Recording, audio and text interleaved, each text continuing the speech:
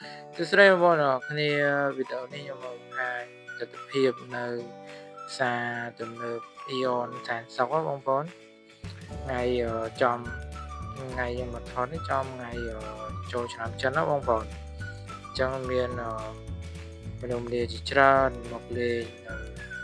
ផ្សារទំនើបដូចថាអ្នកខ្លះក៏ទៅលេងតាមខេត្តអ្នកខ្លះក៏មកលេងនៅផ្សារទំនើបអញ្ចឹងណាបងប្អូនហើយក៏គេមានរៀបចំកម្មវិធីគេនេះនៅខាងជាន់ខាងក្រោមបងប្អូននេះខ្ញុំថតពីជាន់ទី4មកបងប្អូនផ្ដិតថតរូបពីជាន់ទី4ណាបងប្អូនខាងនេះគឺកន្លែងខាងនេះកន្លែងក្មេងលេងណាបងប្អូនខ្ញុំថតផ្ដិតរូបនេះនៅជាន់ទី4ណាបងប្អូន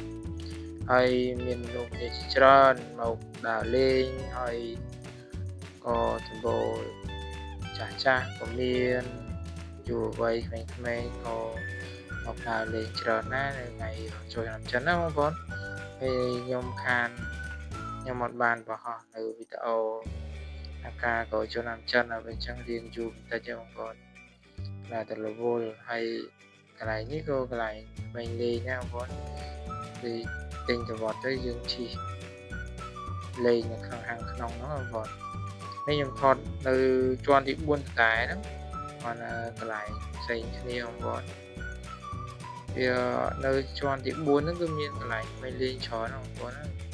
ខ្ញុំអត់ទៅបានថតច្រើនទេថតបានតិចដែរបងប្អូនបើកន្លែងកម្មវិធីទៅវិញ